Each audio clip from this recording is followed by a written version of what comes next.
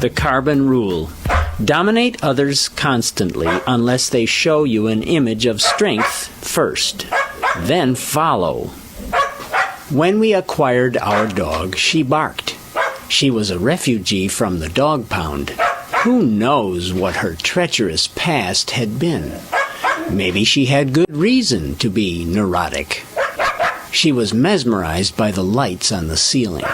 Whether lights were turned on or off, she barked at the ceiling, and a patch of sun on the floor could also freak her out.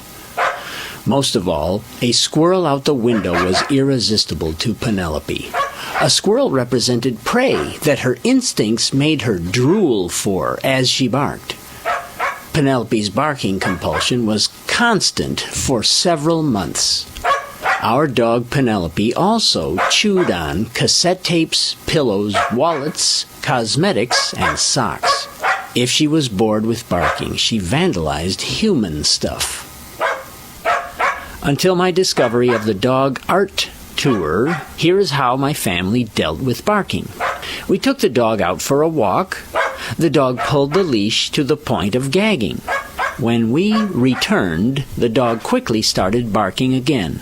We closed the door or the curtains to conceal view of the squirrel. That worked for half a minute. Penelope would scramble around the house looking for more windows and excuses to bark.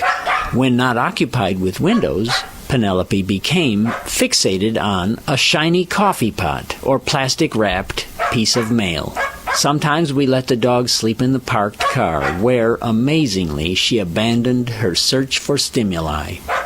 Now, good behavior should not be the goal of dog training. Helping the dog relax is the goal of dog training, hence the dog art tour. When Penelope was on the bed barking out the window, I talked to posters. Penelope barked at the squirrel in the grass.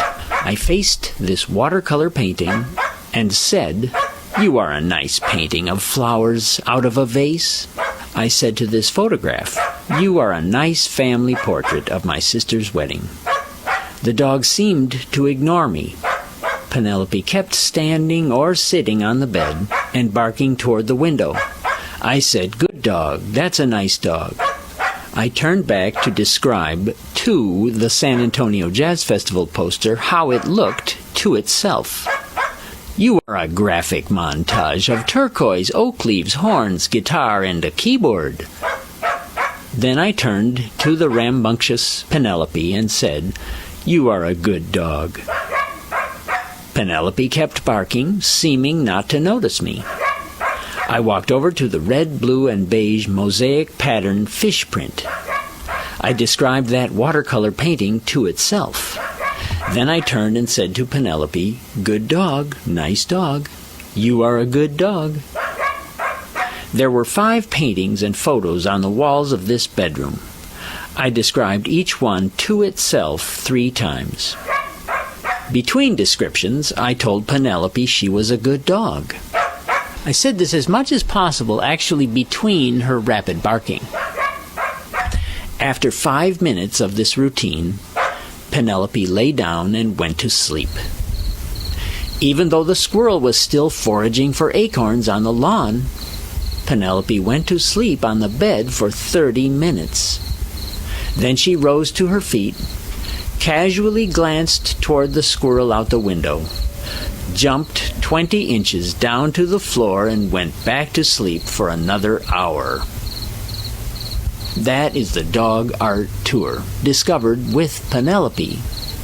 I added to my art therapy this tissue box.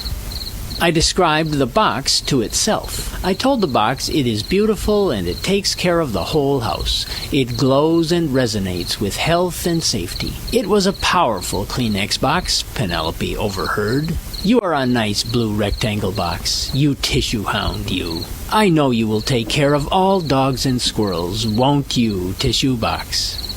A dog art tour is a dog sedative. This is the great discovery through my dog Penelope. Training affects feelings. We have access to a dog's feelings.